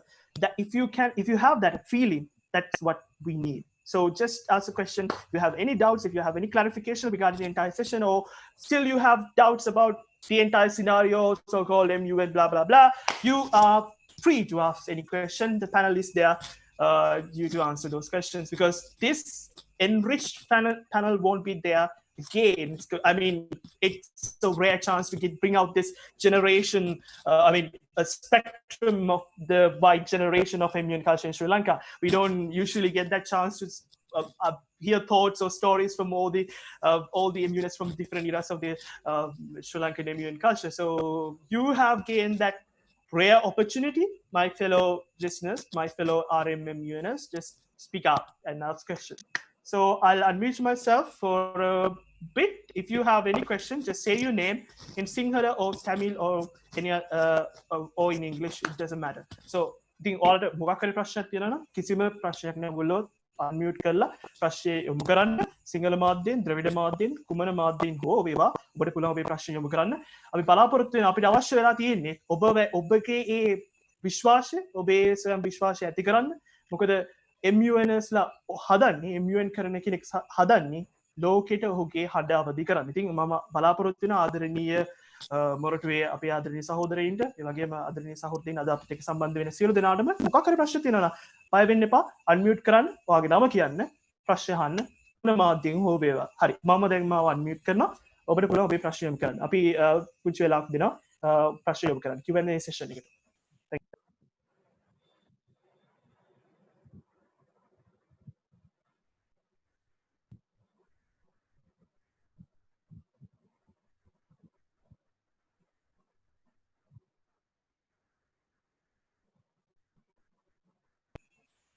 Guys, you don't need to be afraid, because see those faces very young, and even I mean, they're not going to judge you or anything like that. They're just like you. They are having fun part time. They're doing stupid dumb stuff just like you. So don't be afraid. This is not going to be the question that you're going to ask from your lecturer. This is just a question that you're asking from Manaki, from Sahurdaya, and also a little Malli. So don't be afraid. එහෙම හිතාගෙන ඒ ෆීල්ඩින් එකේ ප්‍රශ්නයක් අහන්න බය වෙන්න එපා.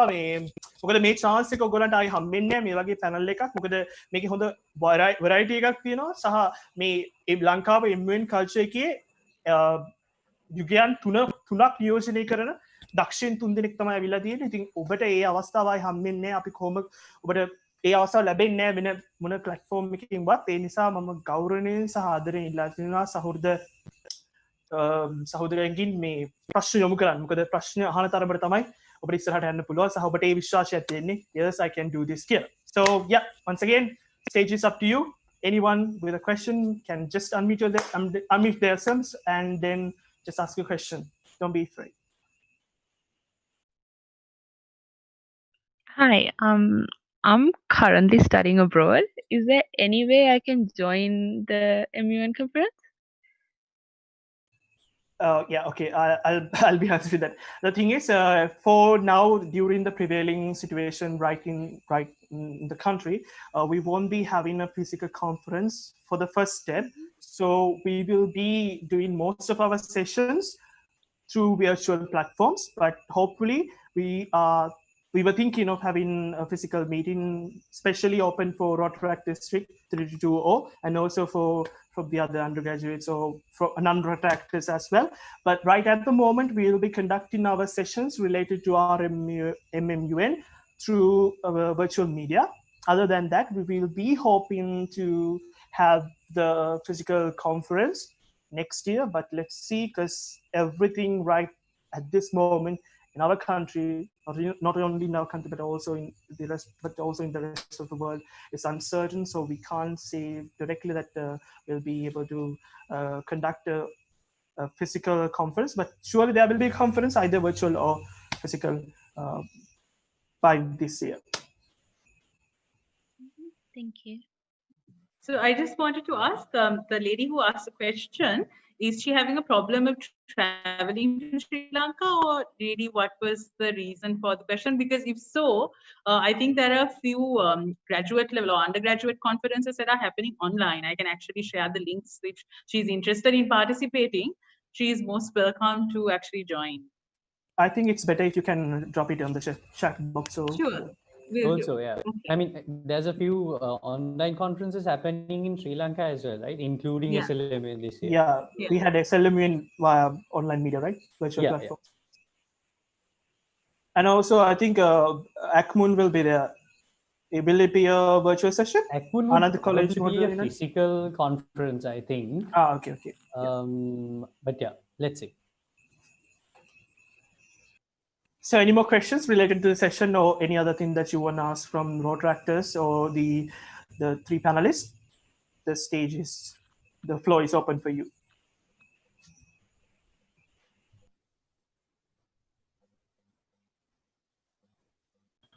Hi, I have a question. Can you hear me? Yeah, we can hear you. All right. So I want to know what happens to the resolutions that are made at end of committee. Is there any hope for these resolutions in the context of the future, or it's just for the sake of having a resolution at the end of the day? It's a good question, Um, I think it. Yeah, Khalid, go on. No, usually we had this tradition of sending it to the UN, or if it's a UNICEF resolution, we send it to the UNICEF or UNESCO. We've been doing this for some time, and I feel like, said, do you have anything to add on? I feel like No, it's what I was going to say is, yeah, the exact same thing. We have been doing it for a while now, but since a couple of years back, this has stopped. But I think a lot of conferences are trying to send these resolutions to the relevant committees and relevant authorities back again, I think. So NYMUN last year did the same thing. They got the resolutions and sent it to, I think, handed it over to the United Nations. So most of the conferences are trying their best to make some impact with the resolutions. But it all depends ultimately on the amount of influence they have and the amount of reach they can get. And usually there's a filtering process as well, right? The Security Council votes on the resolution and resolutions, and if it passes, then we usually do something to talk to the relevant authorities and try to send it to the actual UN, where it can impact and solve world problems, hopefully. Yeah, and also I should add something now. Even Rotaract Mora will be imposing a special mechanism related to that. I wanted to say something now. When it comes to the ideas of youth and youth empowerment, there's a fine institution right here in Sri Lanka. It's called National Youth Services Council, which is Jatiya Dharma Seva Sabha. I'm a part of it as well. So there's one they call the Federation of Youth Clubs. So as a local level organization, a state organization, they are working towards the empowering the ideas of youth and listening to them, their ideas, their social impact, and they are adapting them in their government policies as well. So we will try our best as Rotaract Mora, because they have a particular concern for university undergraduates as well. So we'll try our best through Rotaract Mora MUN to have that kind of adapted policies with the NYSC, National Youth Services Council, so that if we can implement it in a local base, I think it will be better, because right at the moment, even most part of the country or most part of the world, they are concerned about youth's voice, because it has become more heard. I mean, it has become more powerful. So they try to listen to them and try to adopt their policies. So I think in future, with these circumstances, Rotaract Mora will be able to do something about it with the hands of the National Youth Service Council as well. If you can add something, Surantiyaki? Yes, sorry, not related to the resolution aspect, but the previous question, because I'm not sure whether the messages I put on the chat are delivering. So just a general announcement for everyone. There is this platform called MyMUN, MYMUN. So that actually is a platform that has all the MUN conferences that are happening around the world. And because of COVID-19, most of these conferences are virtual. So if you go to that website, you will actually be able to see the conferences that are virtual, which are happening across the globe. In addition to that, if you are specifically looking at local conferences, I will have to do a bit of background research and talk to my networks as to who is organizing what conference when during this coming year. So especially for undergraduates, of course, schools, for example, SET is the Secretary General of SLMUN. They're doing it virtual. So if there are any school students, SLMUN is a fantastic platform. But for undergraduates, if you can actually drop me a message on Facebook, I go under the same name. I will do some research and get back to you with the particular conferences that are happening online. The importance is that you need to swim in order to learn to how to swim. So without participating to conferences, I don't think that you will be a perfect MUNer. So to be honest, let me share one of my experience. So last year, I was coaching an MUN club in RIS in Kurunagala. So I didn't have a particular idea. I have heard about the concept of MUN, or I haven't been to a conference or anything like that. But I wanted my students to have that experience. I think few of the students are here in the conference as well. I want them to have that experience. So I took them to the conference, but they didn't have a particular idea of what's happening out there. They were so afraid, and all of a sudden they started telling me, "So what the hell is this? We can't understand what they're saying. Even they are so fast, so we can't grasp the word and put it together and understand what they're saying."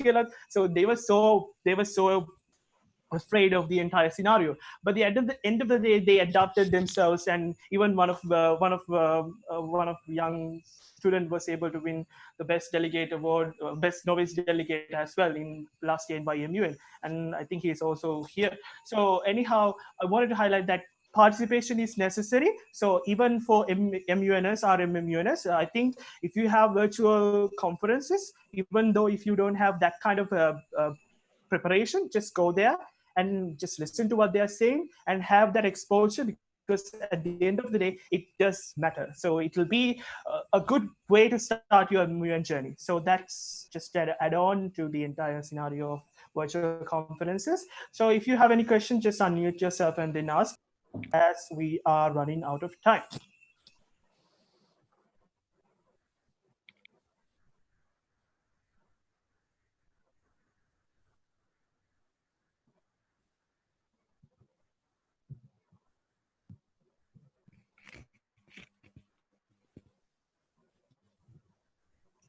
And also a quiet reminder for the participants who are here today for the Colloquy 2020. I think most of you have gone to our website. So in that website, we have something called Contact Us. Just please go there and give us a feedback about the entire session, so that it will help us in the future to do it more in a best way next time. So all the participants, I kindly request you to go there, RMUN website, and just follow the Contact Us button or the slide or whatever. Just give us a feedback about the entire session. If you find it interesting, just say yes. If you don't like it, just say so that we can improve it when it comes to the next level. Okay, so we will be having another 2 minutes. We'll give 2 minutes. There's a question, I think, on the chat. Yeah. Okay. Yeah, so SLMUN, yes, people residing outside Sri Lanka can actually take part in SLMUN.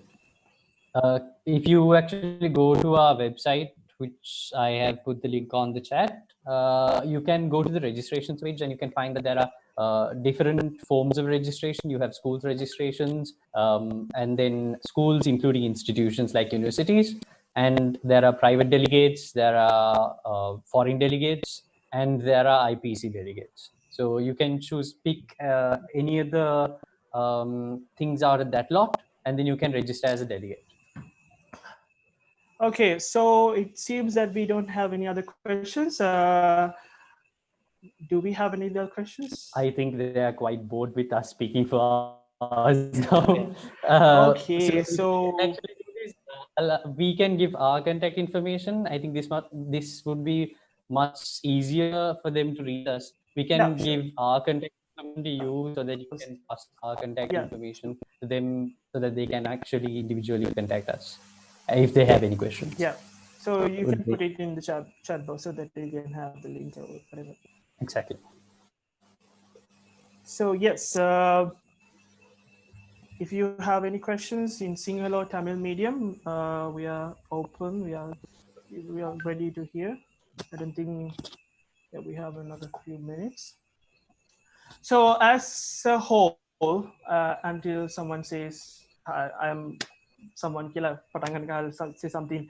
So we started at the International Avenue of Rotaract Mora, started this entire project with the aim of providing solutions to the above-mentioned issues in our university context. But also, we wanted to have that, we want you to have that experience where you can go out there and have plenty of conversation about the different people there, and to be blended with the society out there, and to make an impact, because right at the moment, most of many youth leaders have come up come outside, and they have spoken, and they try to make a difference in the country as well as in the world.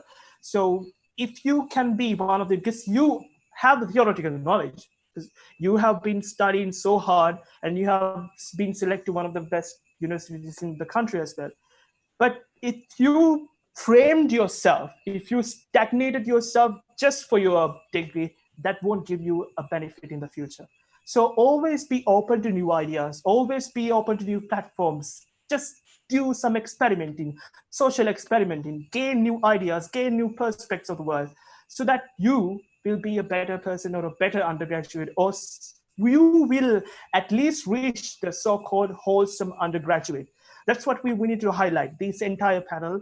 I mean, they have gained those experiences, and they have tried to do something in their life and try to contribute their society as well. So don't just put yourself just in front of your book, but just go out there and feel the world and discover the world and do something different. So that's the final message that we wanted to highlight from the entire discussion. So it seems that we have no any other questions. Yes, and I think we have displayed the contact details of the Secretary General of Sri Lanka for the United Nations, Mr. Seth Ganepola, and also the contact details of Sirantiaka Shanti Senanaika, also the Secretary General of the International Model United Nations. I mean, these guys have a lot to tell you. These guys have a lot of things that you don't know, actually. So at least it'll be an new experiment for you to have a discussion or plenty of discussion with them, because at the end of the day, they will give you something. Because they have something.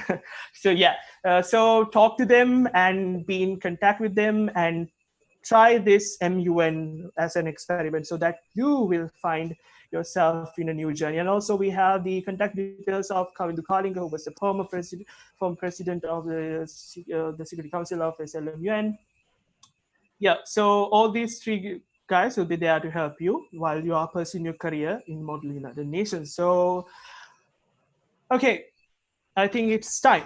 So first and more foremost, I take this opportunity to thank all the three panelists who are here today to enlighten our Mora Rotaractors.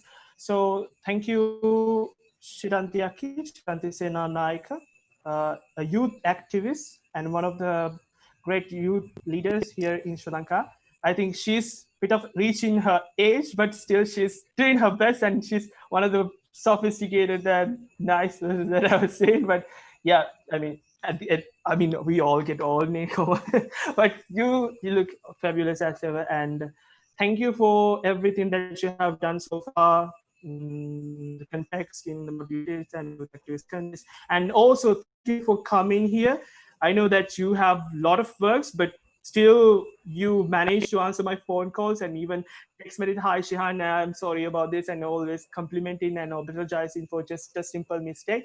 And thank you for that. Thank you for the support that you gave us. On behalf of the Rotaract Mora, I thank you once again and pay my gratitude for being a part of the show today. Thank you, Sean, and thank you so much, Seth, also for connecting me with the opportunity. And it's an absolute pleasure to talk with two very talented young men. So thank you so much for having me. And sorry for calling just a bit of old. I don't have control over that, unfortunately. If I did, I would do something about it, but that's the reality. You're old with experience. You're like matured with experience. You're matured with experience and matured with sophistication and elegance. So that's what I meant by old. Okay, thank you, Aki. And also my beloved friend Seth Ganepola, who gave me the idea in the first place. And also we did a lot of things back together, a lot of scary stuff back in the school. So it's nice to see you, buddy, after all. And thank you for coming here today. And keep up doing the good stuff and keep up inspiring the people and keep up pursuing those careers that you're pursuing. Be one of the greatest Sri Lankans in the country. So thank you for Thank you very much for inviting me. Thank you for coming today for the online session. Thank you, Seth. And also our final youngsters.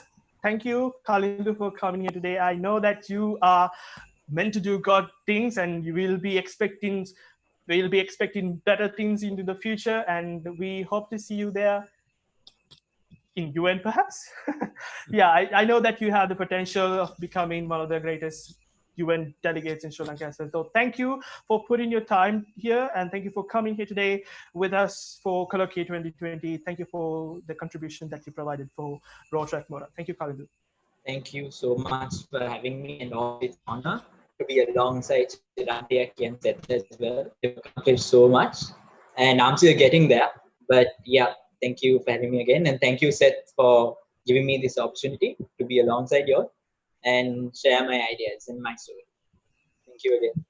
Okay, ladies and gentlemen, that was your panel for Colloquy 2020. And with that, we are going to wind up the session. Don't forget to like us on Facebook and to follow us on Instagram as well. And also, as a final part, I should remind you that you and me, we meant to do great things. So go out there in the world, speak loud, and try to convince that your voice does matter.